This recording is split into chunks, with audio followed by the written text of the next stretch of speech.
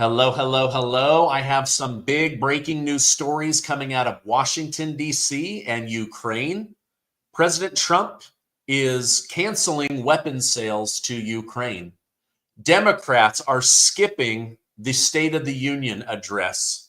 So many big stories. Thank you so much for joining me. Let's go ahead and jump into today's news. Tomorrow is President Trump's State of the Union. Many Democrats are now promising they will skip to stand in solidarity with the country and people of Ukraine to show and demonstrate to Europe just how much they care about the people of Ukraine. Now, I thought these people were voted into office by Americans and for America, but I guess I was wrong. Welcome to Ukraine. All of our money should be sent to Ukraine. Our children should be sent to die in Ukraine. That's exactly what they're trying to plan. So let's get into the details. Zelensky is now telling people that NATO is going to send military troops with boots on the ground to fight Russia, that American sons and daughters will spill their blood on behalf of Ukraine in order to uphold the NATO rule of one attacked, one defended. He says that something is going to happen that will trigger the NATO rule and involve the United States in dying on the battlefield.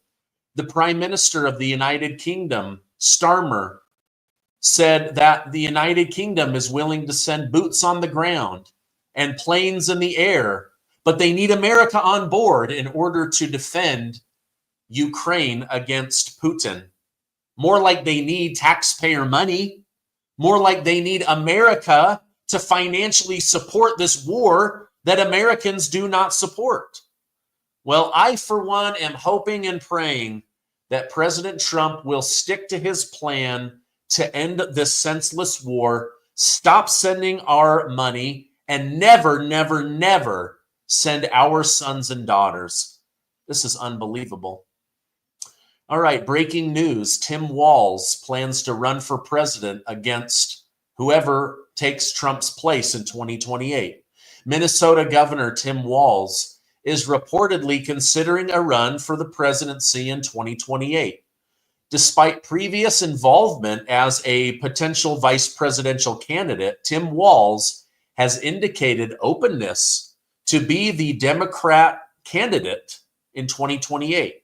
Social media is all abuzz, saying that they support him. Some say they're maybe a little bit skeptical, but that he can change his image for the better between now and 2028. Let me know over in the comments, would you vote for Tampon Tim? I don't think most people would. I mean, the dude was an absolute joke. He was a bigger joke than Kamala Harris, and guess what? She lost by a landslide. Now, while the media is fixated on the ongoing dispute between Ukrainian President Volodymyr Zelensky and the United States President Donald J. Trump, President Trump issued a warning in a post on Truth Social. He wrote, "We should spend less time worrying about Putin and more time worrying about migrant gangs, drug lords, murderers, and people from mental institutions entering our country, so we don't end up like Europe." Well, that's exactly what he's trying to do. But NATO, Democrats, rhinos, war hawks, they're all trying to pressure him into more money, more weapons, and boots on the ground in Ukraine. Now, according to Breitbart News correspondent Michael Banks, the head of U.S. Border Patrol, reported on Sunday that over 8,300 illegal immigrants were detained trying to sneak into the United States for the entire month of February. Contrast that with 140,000 this time last year under Joe Biden. What would you rather have, 140,000 illegal immigrants showing up under Biden, or 8,300, maybe I should show the difference, 8,300 under Donald J. Trump. Wow, what a stark difference. It's not even 10%. That would be 14,000. It was 8,300. President Trump does not joke around when it comes to keeping his promise to keep America safe. And that's exactly what he's ready to do. Meanwhile, Europe just reached its highest daily total for the year of illegal immigrants invading different European nations. Well, Europe may be open to being invaded by illegal immigrants, but America's border is closed to illegals. At the U.S.-Mexico border, the Pentagon announced they will soon deploy an infantry unit and air support consisting of over 4,000 U.S. military soldiers. Even though immigration numbers have dropped heavily, the drug cartels continue to work tirelessly to flood the United States with fentanyl and other drugs. Pentagon Press Secretary Sean Parnell detailed the new efforts, stating, "These forces will arrive in the coming weeks, and their deployment underscores the department's unwavering dedication to working alongside the Department of Homeland Security to secure our southern border and maintain United States sovereignty, territorial integrity, and the security of the United States under President Trump's leadership." Now, if the U.S. maintains its current pace and continues to detain the majority of illegal migrants, we will be in a good place. However, Vice President J.D. Vance warned that for Europe, mass migration is the most urgent threat you face, even surpassing external dangers like those posed by Russia. Hopefully, Europe can get it under control.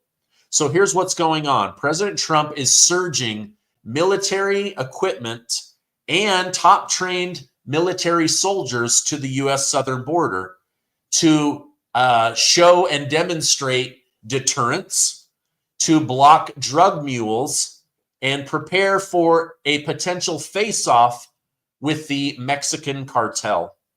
President Trump has authorized the deployment of heavy military equipment to the United States southern border based on recent developments as of March 3rd, 2025. That's today.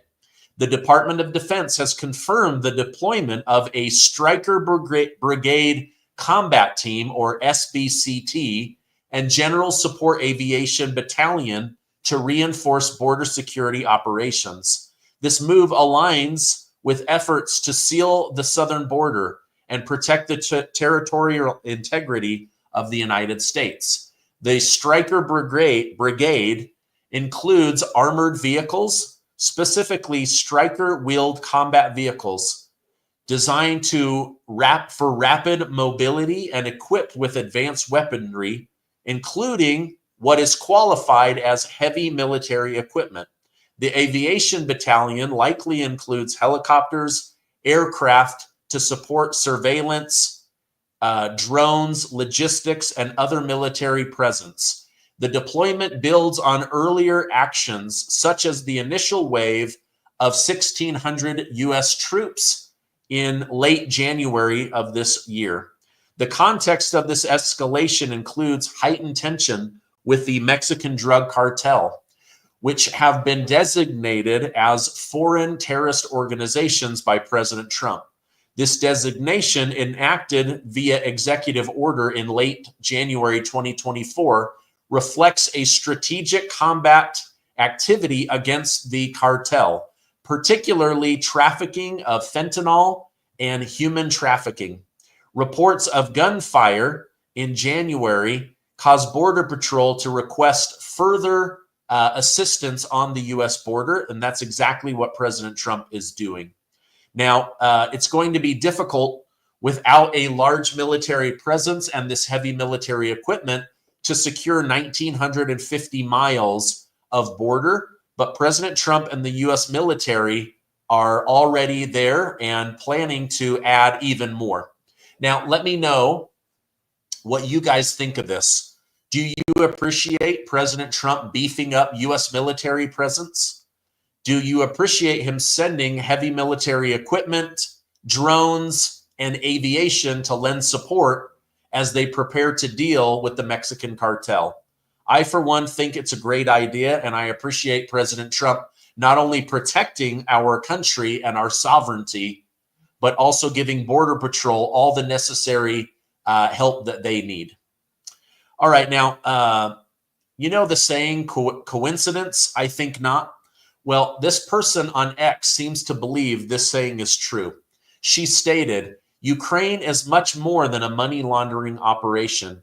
Ukraine was developed by George Soros ever since it got its freedom after communism fell. George Soros literally helped write the Constitution of Ukraine, the judicial reform of Ukraine, and all the policy positions the country took. Ukraine is an experiment in how to build a nation that will comply with the permanent Democratic Socialist Party of America. Slowly but surely, through USAID, we have turned almost every European country into a democratic socialist country. We have made it so that it is almost impossible for a populist uprising to occur. Ukraine was the test child. That's why Soros opened one of his first NGOs there in the late 1990s. When Obama came into the White House, he took the concept of permanent Democrat socialist state in America to new heights. He changed the way we gather intelligence. He changed the way we define radical jihadists. He changed the way the world viewed Israel and Palestine. Obama changed the way the European Union operated. It was during the 8 years of Obama that mass migration in Europe first began. You can't even recognize most Scandinavian countries. None of this is a coincidence. It's all part of a bigger plan to make sure that no matter who wins elections, there is a permanent underbelly of bureaucratic deep staters that will continue to push for a Democrat socialist path. That is, until Donald Trump won and shattered the illusion. The big picture here is that Barack Obama figured out a way to ensure a permanent liberal democratic socialist government in every part of Europe. This is why he spied on Netanyahu. That's why he spent our taxpayer money to overthrow him. They cannot allow strong conservative leaders who are not afraid to ignore the status quo. This is why populism around the world is treated as if it is fascism. That is why they fought so hard against Donald Trump, one of the most populist populism candidates of all time. This is why people like George Soros, other useful idiots, and USAID were used to fund civic institutions, judicial reform, and protests in the streets. Because when they say democratic backsliding, what they really mean is uprising of populist candidates. The people can't actually have the input they want when it comes to running their governments. So we are all witnessing Europe's overthrow, and they were trying to do that right here in America, but Donald J. Trump won the election, and that changed everything. All right, now I have several big stories I want to share with you, but first, a word from our sponsor. I hate to say it, but the US dollar isn't as strong as it used to be, and the United States government is the reason why. Under Biden, the dollar lost close to 30% of its buying power.